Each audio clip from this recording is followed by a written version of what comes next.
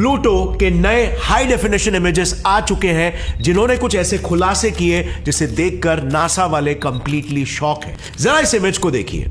ये है वो स्ट्रक्चर्स जो क्रैब्स अपने अंडे देने के लिए पूरे बीच पर बनाते हैं, सो दैट उनके बच्चे अंडों से बाहर निकलते ही तुरंत पानी में खाने की तलाश में भाग सके। Now keeping that in mind, जरा अब इन स्ट्रक्चर्स पर थोड़ी सी नजर डालना जो खुद नासा के न्यू होराइजन स्पेस प्रोब ने प्लूटो की बर्फीली सतह पर कैप्चर किए। आप यहां पर देख सकते हो, ये हूबहू क्रैब होल्स से मेल खाते हैं। And you know what's the weird part? NASA के अनुसार प्लूटो के जिस रीजन में ये स्ट्रक्चर्स दिखे हैं, एग्जैक्टली उसी जगह पर प्लूटो का ऑलमोस्ट सारा लिक्विड पानी बर्फ के नीचे छुपा हुआ है। सो क्या प्लूटो की कड़कती ठंड में भी कोई केकड़ों जैसी मजबूत कवच वाली प्रजाति पनप रही है? वेल, नासा वालों ने ना अपने न्यू होराइजन्स मिशन के तहत प्लूटो के कई ऐसे हाई डेफिनेशन फोटोज खींचे हैं जो कुछ इसी तरफ इशारा कर रहे हैं। लाइक जरा इन इमेजेस को भी देखो।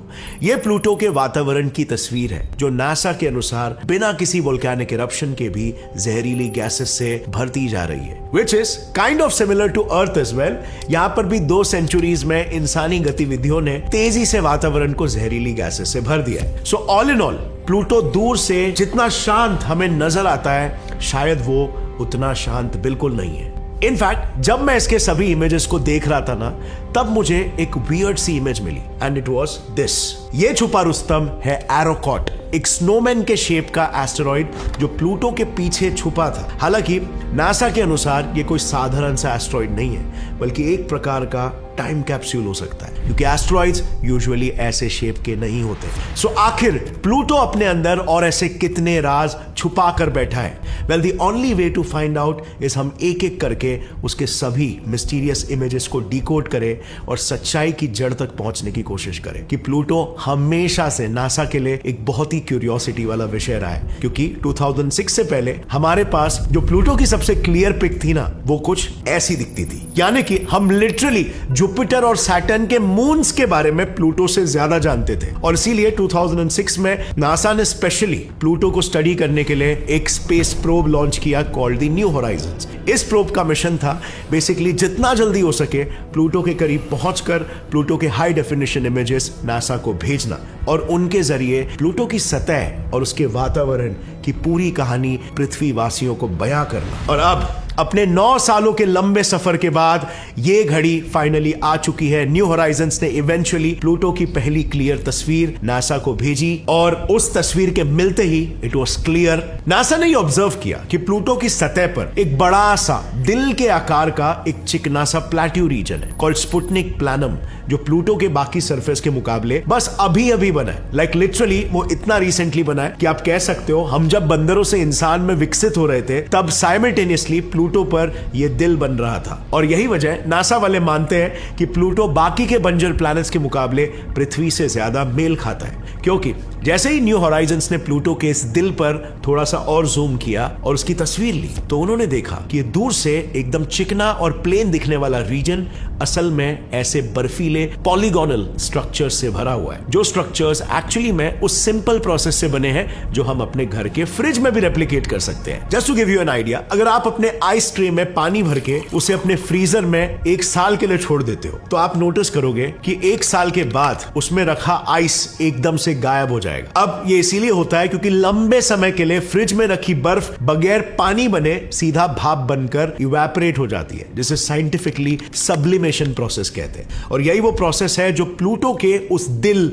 जैसे स्ट्रक्चर्स में मैसिव पॉलीगॉन्स और क्रैब होल्स जैसे अजीब स्ट्रक्चर्स बना रहा है। अब इस सब्लिमेशन प्रोसेस का एक और एग्जांपल ड्राई आइस है। तो ड्राई आइस को जैसे ही आप बाहर निकालोगे वो लिक्विड में कन्वर्ट नहीं होता, वो सीधा गैस बनकर इवेपोरेट हो जाता। This is called sublimation. अब यहां पर एक स्टडी के अनुसार जैसे आज से 66 मिलियन साल पहले एक बड़ा सा मीटियोराइड पृथ्वी से आके टकराया था, उसी तरह आज से करीब 10 मिलियन साल पहले पॉसिबली एक बड़ा सा ऑब्जेक्ट प्लूटो से भी टकराया था। लेकिन क्योंकि प्लूटो सूरज से कोसों दूर स्थित है और मेजरली नाइट्रोजन आइस से बना हुआ है, तो अनलाइक पृथ्वी जहां पर आज उस इंपैक्ट क्रेटर में पानी भरा हुआ है, प्लूटो के इंपैक्ट क्रेटर में धीरे धीरे नाइट्रोजन आइस भरना शुरू हुआ। और वही नाइट्रोजन आइस जब सब्लिमेशन प्रोसेस के जरिए सीधे आइस से भाप बना, तो वो भाप अपने नीचे की सतह को क्रैब होल्स और पॉलीगॉन्स जैसे अजीब से शेप्स में कार्व करते हुए ऊपर उड़ गया। वेल, अगर ये थियरी एक्यूरेट है तो यस, प्लूटो का ये वियर्ड दिल जैसे दिखने वाला स्पुटनिक प्लैनम, उसमें मौजूद वियर्ड स्ट्रक्चर्स और प्लूटो का थिक एटमॉस्फेयर, इन सभी चीजों के लिए नेचुरल चीजें जिम्मेदार है, और वो है नाइट्रोजन आइस की भाप। सो ऐसे में हमें केकड़ों जैसे दिखने वाले और बिहेव करने वाले एलियंस को शायद टाटा बाय बाय बोलना पड़ सकता है। सो शायद ऐसे में प्लूटो वाकई में उतना ही बंजर है जितने बाकी के हमारे सोलर सिस्टम्स के प्लैनेट्स, एक्सेप्ट कुछ चीजें वहां पर अभी भी सेंस नहीं बनाती। लाइक नाइट्रोजन से बनी बर्फ सफेद होती है, येट इस इमेज के बेसिस पर नासा का कहना है कि प्लूटो का मून शैरोन ओरिजिनली रेड नहीं था, उसे सफेद प्लूटो ने एक लाल रंग के कॉम्पाउंड से कोट किया है। दरअसल नासा के अनुसार जब न्यू होराइजन्स प्रोब प्लूटो के थोड़ा और करीब पहुंचा, तो उसे प्लूटो के एकदम प्लेन ब्राइटेस्ट स्पॉट स्पुटनिक प्लैनम के बिल्कुल बगल में उसका सबसे खुरदुरा डार्केस्ट स्पॉट ठुल्हू मैक्यूला नजर आया। कि जब उन्होंने इस स्पॉट की केमिस्ट्री को थोड़ा डिटेल में स्टडी किया, तो उन्हें इस डार्क स्पॉट में नाइट्रोजन आइस के अलावा भारी मात्रा में मीथेन और इथेन जैसे हाइड्रोकार्बन्स के स्रोत भी नजर आए। So according to NASA, Pluto जब अपनी वियर्ड ऑर्बिट के चलते कुछ टाइम के लिए नेपच्यून की ऑर्बिट के अंदर आकर ऑर्बिट करने लगता है, तो सूरज की गर्मी इन हाइड्रोकार्बन्स को थॉलिन्स नाम के एक रेडिश कंपाउंड में बदल देती है, और प्लूटो की कमजोर ग्रेविटी की वजह से यही लाल थॉलिन पहले उसके खुद के एटमॉस्फेयर में मिक्स होकर उसे पल्यूट करके जहरीला बनाता है, और फिर बगल में घूम रहे शेरॉन पर भी जाकर डिपॉजिट हो जाता है। यानी कि ये सब इसी तरफ इशारा कर रहे हैं कि प्लूटो पर जो कुछ भी हो रहा है वो सब कुछ नेचुरल कॉजेस है। पर let's hold on a second for here, और ये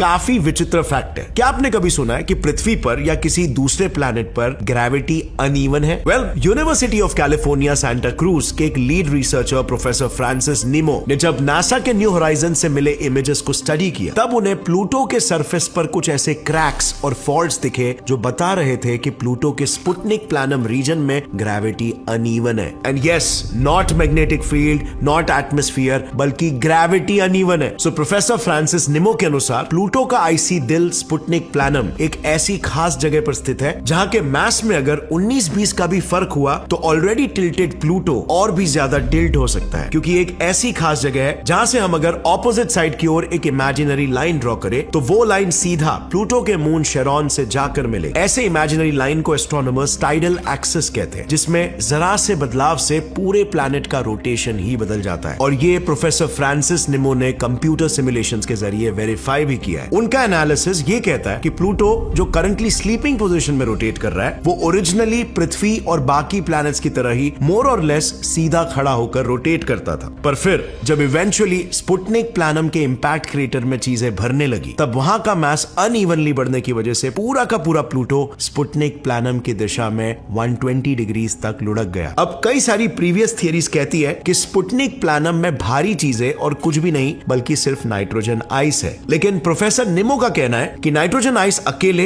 इतना भारी नहीं होता कि वो पूरे प्लूटो को एक तरफ टिल्ट कर दे। ये सिर्फ तभी पॉसिबल हो सकता है अगर स्पुटनिक प्लैनम के नाइट्रोजन आइस से बनी सतह के नीचे एक लिक्विड पानी से भरा हुआ ओशन मौजूद है। और यही वजह थी कि मैंने शुरुआत में ऐसा क्यों कहा था कि प्लूटो काफी हद तक हमारे पृथ्वी की तरह ही है। इनफैक्ट एक रीसेंट सिमुलेशन ने तो ये तक बताया कि उसके समुद्र का सबसे डीपेस्ट पॉइंट हमारे मरियाना ट्रेंच से 10 गुना ज्यादा गहरा होना चाहिए to make up for that amount of mass. अब ये कितना एक्यूरेट है ये तो तभी नक्की पता चलेगा जब नासा प्लूटो के पीछे छुपे एरोकॉट एस्ट्रॉइड को डिटेल में स्टडी करेगी, जो उनके अनुसार किसी टाइम कैप्सूल की तरह काम करेगा और हमें प्लूटो और हमारे सोलर सिस्टम के बनने की पूरी कहानी के बारे में बताएगा। दरअसल एरोकॉट को स्टडी करना ये पूरी स्पेस इंडस्ट्री में शायद वो इकलौता ऐसा मिशन होगा जो स्पेस प्रोब के लॉन्च होने के बाद डिसाइड हुआ था। लॉन्च से पहले नासा को पता ही नहीं था कि वो एग्जैक्टली है क्या। न्यू होराइजन्स के लॉन्च के बाद प्लूटो के अलावा और कौन से ऑब्जेक्ट्स को स्टडी किया जा सकता है, ये जानने के लिए जब नासा हबल स्पेस टेलीस्कोप से दूसरे ऑब्जेक्ट्स को ऑब्जर्व कर रही थी, तब उन्हें प्लूटो के पास एक लंबा सा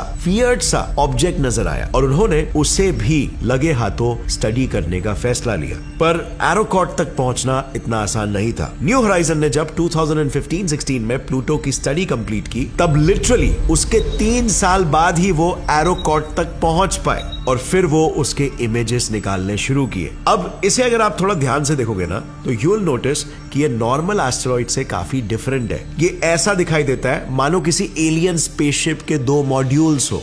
इसके कुछ की हाइलाइट्स ये है कि ये दिखने में रेड कलर का है, इसकी सतह एकदम चिकनी और प्लेन है, और इन सबसे ऊपर ये एक्चुअली में किसी एस्टेरॉइड से कोलाइड नहीं बल्कि फ्यूज हुआ था। यानी कि इसका मतलब समझ रहे हो, हमारे सोलर सिस्टम के बाहरी किनारों पर कोलिजन जैसे सिंपल प्रोसेसेस भी उस तरह से नहीं होते जैसे हम मार्स और जुपिटर के बीच मौजूद एस्टेरॉइड बेल्ट्स में देखते हैं। एंड दिस जस्ट शोज कि हम अपने खुद के सोलर सिस्टम के बारे में कितना कम जानते हैं। और यही वजह है कि नासा एरोकॉट को सोलर सिस्टम का एक टाइम कैप्सूल मानती है, जो हमें अपने सोलर सिस्टम के इतिहास के बारे में बहुत कुछ बता सकता है। अब नासा इन इतिहास के पन्नों को कैसे और कब खोलता है, ये तो समय बताएगा। फिलहाल के लिए न्यू होराइजन्स इन इमेजेस से प्लूटो, जिसका नेचर अब तक अननोन था, उसके बारे में साइंटिस्टों को काफी इंटरेस्टिंग जानकारी दे चुका है। और अब तक की हमारी हिस्ट्री में न्यू होराइजन्स प्लूटो के करीब जाने वाला पहला और आखिरी स्पेसक्राफ्ट साबित हुआ है। इसके अलावा जो दूसरा ऐसा मिशन नासा ने लॉन्च किया था वो वॉयेजर था, जो प्लूटो को बस दूर से ही बाय बाय कर निकला था। और उस मिशन में नासा वालों ने हमारे ताजमहल से लेकर पाकिस्तान के ट्रैफिक लाइट्स के जैसे 116 इमेजेस एलियंस को भेजे थे। अब ताजमहल और पाकिस्तान का ट्रैफिक लाइट एलियंस को क्यों भेजा गया? वेल, इसके पीछे उस गोल्डन रिकॉर्ड को बनाने वाले साइंटिस्ट ने क्या वजह थी, क्या सोचकर इन इमेजेस को डाला गया, उसके बारे में बताया, जो मैंने एक डिटेल्ड वीडियो में ऑलरेडी कवर किया है। तो आप यहां पर क्लिक करके उस वीडियो को चेकआउट कर सकते हो। बहुत ही इंटरेस्टिंग वीडियोस है और आपको बहुत कुछ इंटरेस्टिंग जानकारी जानने मिलेगा। आज के वीडियो के लिए बस इतना ही फ्रेंड्स। अगर इससे आपको कुछ भी नया सीखने मिला, एक लाइक जरूर ठोकना और get set fly science channel को सब्सक्राइब कर लो। See you next time. Till then, as always, stay curious, keep learning and keep growing. जय हिंद।